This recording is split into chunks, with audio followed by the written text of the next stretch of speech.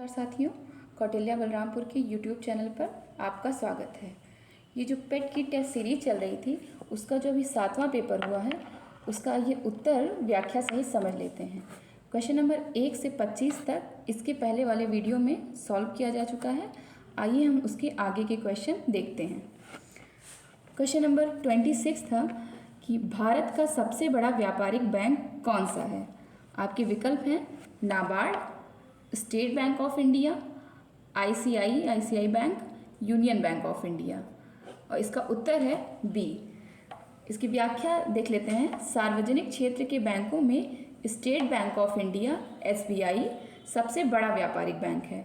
अप्रैल 2017 के अंत तक इसके 5 सहयोगी बैंकों सहित इसकी 24,000 शाखाएं थीं। अगला क्वेश्चन है नरसिम्हन समिति का संबंध किससे है। आपके विकल्प हैं उच्च शिक्षा सुधारों से, कर रचना सुधारों से, बैंकिंग संरक्षण सुधारों से, नियोजन क्रियान्वयन सुधारों से। आपका उत्तर सी सही है।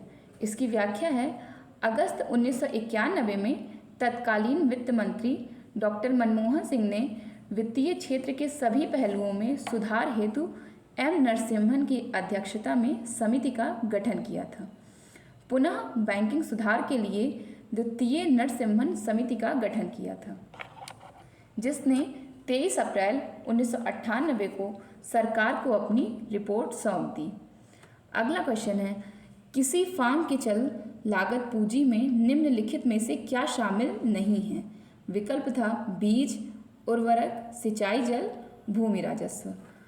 इसमें आपका उत्तर डी सही है, यानी किसी फर्म के चल लागत पूंजी में भूमि राजस्व शामिल नहीं होगा, जबकि बीज, उर्वरक तथा सिंचाई जल इत्यादि इसकी चल लागत पूंजी में शामिल होंगे, क्योंकि ये सभी कृषि आगत यानी एग्रीकल्चर्स इनपुट्स में शामिल हैं। अगला क्वेश्चन है 2 सूचियां दी गई हैं, जिसमें से सूची 1 और सूची 2 को सुमेलित करना था और नीचे दिए गए कूट के आधार पर आपको उत्तर देना था। सूची 1 में भिलाई, बोकारो, दुर्गापुर, राउरकेला दिया गया है और सूची 2 छत्तीसगढ़, झारखंड, उड़ीसा, पश्चिम बंगाल। तो अगर हम इसका मिलान करेंगे तो इसका विकल्प बी सही है, यानी भिलाई इस्पात संयंत्र की स्थापना छत्तीसगढ़ में, बोकारो इस्पात संयंत्र की झारखंड में, दुर्गापुर इस्पात संयंत्र की स्थापना पश्चिम बंगाल में तथा राउरकेला इस्पात संयंत्र की स्थापना उड़ीसा राज्य में की गई थी। अगला क्वेश्चन है भुगतान संतुलन और पूंजी प्रवाह के संबंध के बारे में कौन सा कथन सत्य है। आपका विकल्प था भुगतान संतुलन पूंजी प्रवाह से प्रभावित होता है, भुगतान संतुलन पूंजी प्रवाह से प्रभावित नहीं होता है। ऑप्शन सी था भुगतान संतुलन पूंजी प्रवाह से प्रभावित हो भी सकता है और नहीं भी, और ऑप्शन डी था इनमें से कोई नहीं। इसका उत्तर है सी, यानी भुगतान संतुलन में आयात तथा निर्यात में संतुलन देखा जाता है, लेकिन जब मार्केट में मुद्रा का प्रवाह हो जाता है तो वह आयात तथा निर्यात दोनों को प्रभावित कर देता है। इस हिसाब से ऑप्शन सी सही होगा। अगला क्वेश्चन है किस राज्य ने प्रत्येक जिले में संस्कृत भाषा को विकसित करने का निर्णय लिया। आपके विकल्प थे हरियाणा, कर्नाटक, ओडिशा और उत्तराखंड, जिसमें से आपका विकल्प डी सही है। राज्य के प्रत्येक जिले में संस्कृत भाषा को विकसित करने का निर्णय लिया। उत्तराखंड सरकार ने इसके तहत सभी 13 जिलों में एक संस्कृत ग्राम विकसित किया जाएगा। प्रत्येक गांव में लोग केवल संस्कृत भाषा में बातचीत करेंगे। घोषणा उत्तराखंड के शिक्षा मंत्री धन सिंह रावत द्वारा। संस्कृत भाषा उत्तराखंड की दूसरी आधिकारिक भाषा है और पहली हिंदी भाषा है। इसका उद्देश्य प्राचीनतम भाषा संस्कृत को बढ़ावा देना है। संस्कृत को बढ़ावा देने के लिए ऐसी पहल शुरू करने वाला यह देश का पहला राज्य है। वर्तमान में कर्नाटक में एक गांव मत्तूर है जहां केवल संस्कृत बोली जाती है। इसी योजना के तहत गांवों में संस्कृत अध्यापक भेजे जाएंगे जो लोगों को संस्कृत भाषा का ज्ञान देंगे। लोगों को वेद और पुराण भी पढ़ाएंगे ताकि वह संस्कृत का अध्ययन अच्छे से कर सकें। अगला क्वेश्चन था उत्तर प्रदेश के किस क्षेत्र में सब्जी की खेती के लिए उत्कृष्टता केंद्र स्थापित केंद्र करने की घोषणा की गई है। आपके विकल्प थे कानपुर, आगरा, चंदौली, गोरखपुर। इसमें आपका विकल्प सी सही है, यानी उत्तर प्रदेश के चंदौली में सब्जी की खेती के लिए उत्कृष्टता केंद्र स्थापित किया जाएगा। सब्जी की खेती का प्रशिक्षण देने के लिए चंदौली में उत्कृष्टता केंद्र स्थापित किया जाएगा। केंद्र का शिलान्यास किया जा चुका है और इसे 13.67 करोड़ के निवेश से बनाया जाएगा। उत्कृष्टता केंद्र सब्जी और फलों की खेती के लिए उन्नत तकनीकों का उपयोग करने का प्रशिक्षण देगा। यूपी के कृषि मंत्री सूर्य प्रताप शाही ने कृषि विज्ञान केंद्र कालीपुर और जिला मुख्यालय के पास बागवानी परिसर में नर्सरी का उद्घाटन किया। यूपी सरकार भी मिट्टी और पानी बचाने के लिए किसानों को प्राकृतिक खेती करने के लिए प्रोत्साहित करने के लिए सभी उपाय कर रही है। चंदौली जिले को पूर्वी उत्तर प्रदेश के चावल के कटोरे के रूप में भी जाना जाता है। अगला क्वेश्चन है, भारत में रामसर स्थलों की संख्या कितनी हुई है? ये क्वेश्चन लगभग आना तय है, इसलिए इस क्वेश्चन पर विशेष ध्यान दीजिएगा। आपके विकल्प हैं 64, 74, 75 और 78। इसमें से आपका उत्तर सी सही है, यानी भारत में रामसर स्थलों की कुल 75 संख्या हो गई है। आज़ादी के अमृत महोत्सव के अवसर पर देश में 75 रामसर स्थलों का लक्ष्य पूरा हुआ है। रामसर संधि 2 फरवरी 1971 को ईरान के रामसर शहर में हुई। उद्देश्य आर्द्र भूमि का संरक्षण एवं प्रबंधन करना था। विश्व आर्द्र भूमि दिवस 2 फरवरी और पहली बार वर्ष 1997 में मनाया गया था। देखिए, नमी या दलदल वाले भूमि को या ऐसे क्षेत्र को आर्द्र भूमि या वेटलैंड कहते हैं। भारत ने 1 फरवरी 1982 को रामसर संधि पर हस्ताक्षर किया था। भारत की पहली रामसर साइट चिल्का झील है जो उड़ीसा में स्थित है, और केवलादेव राष्ट्रीय उद्यान जो कि राजस्थान में स्थित है 1981 में से शामिल किया गया था। भारत का सबसे बड़ा रामसर स्थल सुंदरवन डेल्टा क्षेत्र है जो कि पश्चिम बंगाल में स्थित है। 4,320 वर्ग किलोमीटर के क्षेत्र में ये फैला हुआ है। भारत का सबसे छोटा रामसर स्थल रेणुका आर्द्र भूमि क्षेत्र हिमाचल प्रदेश में स्थित है, और विश्व का पहला रामसर स्थल कोबोर प्रायद्वीप जो कि ऑस्ट्रेलिया में स्थित है।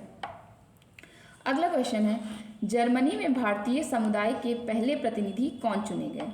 आपके विकल्प हैं गुरदीप सिंह रंधावा, सरोज निशा, विकास राव, अनिरुद्ध गोस्वामी। इसमें आपका विकल्प ए सही है, यानी जर्मनी में भारतीय समुदाय के पहले प्रतिनिधि चुने गए गुरदीप सिंह रंधावा। गुरदीप सिंह रंधावा को बुधवार को जर्मनी में भारतीय समुदाय के पहले प्रतिनिधि के रूप में चुना गया है।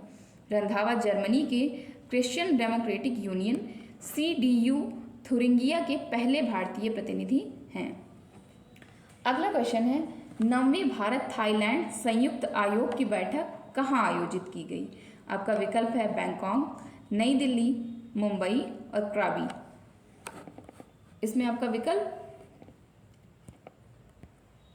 ए सही है, यानी 9वीं भारत थाईलैंड संयुक्त आयोग की बैठक 17 अगस्त 2022 को बैंकॉक में आयोजित की गई। विदेश मंत्री डॉक्टर एस जयशंकर ने थाईलैंड के उप प्रधानमंत्री और विदेश मंत्री डॉन प्रमुदविनई के साथ बैठक की अध्यक्षता की। दोनों मंत्रियों ने प्रसार भारती और थाई लोक प्रसारण सेवा के बीच प्रसारण संबंधी सहयोग के लिए समझौता ज्ञापन पर हस्ताक्षर किया। विदेश मंत्री ने थाईलैंड के प्रधानमंत्री जनरल प्रयुत चान ओ चा से मुलाकात की और प्रधानमंत्री श्री मोदी की ओर से बधाई और शुभकामनाएं दी। 8वीं भारत थाईलैंड संयुक्त आयोग की बैठक JCM 10 अक्टूबर 2019 को नई दिल्ली में आयोजित की गई थी। अगला क्वेश्चन है, देश की पहली डबल डेकर AC इलेक्ट्रॉनिक बस सेवा किस शहर में शुरू की गई? आपके विकल्प हैं नई दिल्ली, चंडीगढ़, भोपाल और मुंबई। इसमें आपका विकल्प डी सही है, यानी मुंबई में देश की पहली डबल डेकर AC इलेक्ट्रॉनिक बस सेवा मुंबई में शुरू गई, जिसका उद्घाटन केंद्रीय सड़क परिवहन और राजमार्ग मंत्री नितिन गडकरी द्वारा किया गया। इसमें सेफ्टी स्टैंडर्ड का विशेष ध्यान रखा गया है। निर्माण बृहत मुंबई इलेक्ट्रिसिटी सप्लाई और ट्रांसपोर्ट द्वारा ऐसी 900 बसों में शुरू किया जाएगा। इनमें से 50% बसें मार्च 2023 तक उपलब्ध हो जाएंगी। इन बसों के कारण प्रदूषण भी कम होगा। एक बस में एक बार में 90 पैसेंजर बैठ सकेंगे। अगला क्वेश्चन है, किस देश ने संघाई सहयोग संगठन SCO की रक्षा मंत्रियों की बैठक की मेजबानी की? आपका विकल्प है किर्गिस्तान, चीन, भारत और उज्बेकिस्तान। इसमें आपका विकल्प डी सही है। रक्षा मंत्री राजनाथ सिंह ने 24 अगस्त 2022 को ताशकंद, उज्बेकिस्तान में होने वाली शंघाई सहयोग संगठन के रक्षा मंत्रियों की बैठक में भाग लिया। वार्षिक बैठक के दौरान शंघाई सहयोग संगठन सदस्य देशों के बीच रक्षा सहयोग के मुद्दों पर चर्चा की गई। शंघाई सहयोग संगठन पर एक यूरेशियाई राजनीतिक, आर्थिक तथा सुरक्षा संगठन है। अगला क्वेश्चन है, भारत का पहला 3D पोस्ट ऑफिस कहाँ पर बनेगा? आपके विकल्प हैं नई दिल्ली, बेंगलुरु, कोलकाता और मुंबई, जिसमें आपका विकल्प बी सही है। यानी भारत का पहला 3D पोस्ट ऑफिस कर्नाटक के बेंगलुरु में बनेगा। यह भारत का पहला 3D मुद्रित डाकघर होगा। सिर्फ 1 महीने में ये बनकर तैयार हो जाएगा और इसका निर्माण कार्य बेंगलुरु के हलासुरु के कैम्ब्रिज लेआउट में होगा और इसका निर्माण कार्य लार्सन एंड टर्बो कंपनी द्वारा किया जा रहा है।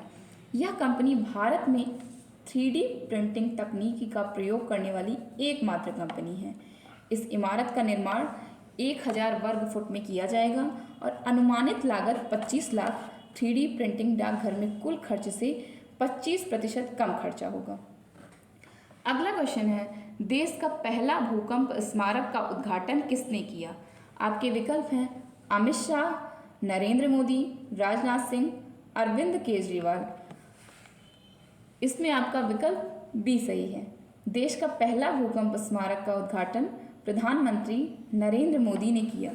यह गुजरात के भुज में स्थापित किया गया है। इसका नाम स्मृति वन है।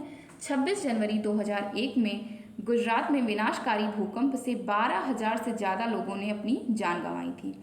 इसके द्वारा भूकंप सिमुलेटर आगंतुकों को भूकंप के झटके के अनुभव की वास्तविक जानकारी प्रदान करेंगे। अगला क्वेश्चन है, भारत का सर्वश्रेष्ठ आकांक्षी जिला कौन सा घोषित किया गया? आपके विकल्प हैं मुंबई, नई दिल्ली, आगरा और हरिद्वार, जिसमें से आपका उत्तर डी सही है। यानी भारत का सर्वश्रेष्ठ आकांक्षी जिला हरिद्वार घोषित किया गया। यह घोषणा नीति आयोग के द्वारा की गई। हरिद्वार जिले ने आधारभूत संरचना थीम में देश के 112 आकांक्षी जिलों में प्रथम स्थान हासिल किया। प्रथम स्थान आने पर 10 करोड़ उपहार स्वरूप दिए जाते हैं। इसके पहले हरिद्वार को 2 बार ये पुरस्कार दिया जा चुका है। प्रधानमंत्री नरेंद्र मोदी ने 2018 में सबसे कम विकसित जिलों को और प्रभावी ढंग से विकास की दौड़ में लाने के लिए केंद्रीय मंत्रियों को ये जिम्मेदारी सौंपी थी और हरिद्वार की जिम्मेदारी केंद्रीय मंत्री पीयूष गोयल को दी गई थी।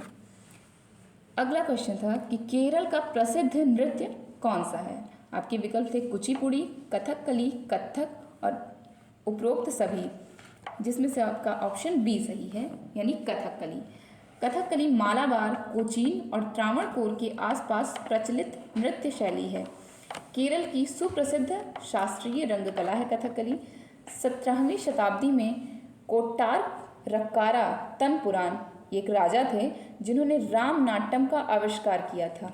उसी का विकसित रूप है कथकली। यह रंगकला, नृत्य, नाट्य कला का सुंदरतम रूप है। अगला क्वेश्चन है, अंतर्राष्ट्रीय संस्था WHO का मुख्यालय कहाँ है? आपके विकल्प हैं जेनेवा, USA, न्यूयॉर्क और पेरिस, जिसमें आपका विकल्प ए यानी जेनेवा सही है। विश्व स्वास्थ्य संगठन के 194 सदस्य देशों में है तथा 2 संबद्ध सदस्य हैं। यह UNO की एक अनुषांगिक इकाई है। इस संस्था की 7 अप्रैल 1948 को स्थापना की गई थी। WHO का मुख्यालय स्विट्जरलैंड के जिनेवा शहर में स्थित है। अगला क्वेश्चन है, भारत में तंबाकू का सबसे बड़ा उत्पादक राज्य कौन सा है? आपके विकल्प हैं कर्नाटक, महाराष्ट्र, उत्तर प्रदेश और आंध्र प्रदेश, जिसमें से आपका विकल्प डी सही है। भारत में तंबाकू का सर्वाधिक उत्पादन करने वाला राज्य आंध्र प्रदेश है। भारत के 15 राज्यों में कम से कम 10 प्रकार की तंबाकू बोई जाती है और इसका उत्पादन किया जाता है। इसकी किस्में सिगरेट और गैर सिगरेट प्रकार की होती हैं। अगला क्वेश्चन है, उत्तर पूर्वी सीमांत रेलवे का मुख्यालय कहाँ स्थित है? आपका विकल्प है मालेगांव, हुबली, हाजीपुर, सिकंदराबाद। इसमें आपका विकल्प ए सही है। उत्तर पूर्वी सीमांत रेलवे का मुख्यालय गुवाहाटी के मालेगांव में स्थित है। इसकी स्थापना 1958 में हुई थी। जैसा कि नाम है, पूर्वोत्तर सीमा रेल भारत के पूर्वोत्तर क्षेत्र में स्थित सभी राज्य यानी बिहार, पश्चिम बंगाल, असम, नागालैंड, अरुणाचल प्रदेश, मिजोरम, त्रिपुरा, मणिपुर तथा मेघालय को स्पर्श करता है। अगला क्वेश्चन है, सर्वाधिक नगरीकृत महाद्वीप है। इसमें आपका विकल्प अफ्रीका, ऑस्ट्रेलिया, उत्तर अमेरिका और यूरोप है, जिसमें आपका विकल्प डी सही है। और आने वाले आंकड़े से ऑस्ट्रेलिया भी पता चल रहा है, लेकिन इसमें उत्तर यूरोप को ही माना गया है। अगला क्वेश्चन है, सबसे अधिक घना आबादी सार्क देश है। आपके विकल्प हैं भारत, पाकिस्तान, श्रीलंका और बांग्लादेश। इसमें आपका विकल्प डी सही है, यानी बांग्लादेश। सार्क देशों में सबसे घनी आबादी वाला देश बांग्लादेश है और यह दक्षिण एशिया का भी सबसे घनी आबादी वाला देश है। अगला क्वेश्चन है, निम्नलिखित में गलत युग्म को इंगित कीजिए। कन्नौज इत्र एवं तेल, मिर्जापुर कालीन, मुरादाबाद पीतल के बर्तन और आगरा चाकू तथा कैंची। तो इसमें हम जानते हैं कि कन्नौज इत्र और तेल के लिए फेमस है, मिर्जापुर कालीन के लिए प्रसिद्ध है और मुरादाबाद पीतल के बर्तनों के लिए प्रसिद्ध है। पर आगरा जो है, आगरा पेठे के लिए मशहूर है। इस हिसाब से इसका विकल्प डी सही होगा। अगला क्वेश्चन है, दो सूचियां दी गई हैं जिसमें आपको सुमेलित करना है। पहली सूची में बिरहा, कजरी, मल्हौर, रसिया और दूसरी सूची में भोजपुरी, अवधी, ब्रजी और कौरवी। अगर आप इसमें विकल्प का सुमेलन करेंगे तो इसका विकल्प ए सही है। अगला क्वेश्चन है, निम्न में से किस नदी के तट पर गोरखपुर स्थित है? घाघरा, गंडक, राप्ती, सरयू। इसमें आपका विकल्प सी सही है, यानी गोरखपुर राप्ती नदी के किनारे स्थित है। गोरखपुर उत्तर प्रदेश राज्य के पूर्वी भाग में नेपाल के सीमा के पास स्थित भारत का एक प्रसिद्ध शहर है। यह एक धार्मिक केंद्र के रूप में मशहूर है, जो बौद्ध, हिंदू, मुस्लिम, जैन और सिख संतों की साधना स्थली रहा है। किंतु मध्ययुगीन सर्वमान्य संत गोरखनाथ के बाद उनके ही नाम पर इसका वर्तमान नाम गोरखपुर रखा गया है। अगला और आखिरी क्वेश्चन है, लोसांग त्योहार किस जनजाति द्वारा मनाया जाता है? आपके विकल्प हैं थारू, भूटिया, बोडो, संथाल। इसमें आपका विकल्प बी सही है, यानी भूटिया जनजाति का एक पारंपरिक त्यौहार लोसांग उत्सव भी लेपोचा जनजाति के लोगों द्वारा मनाए जाने वाले नमोसो त्यौहार की तरह ही समान उत्साह के साथ मनाया जाता है।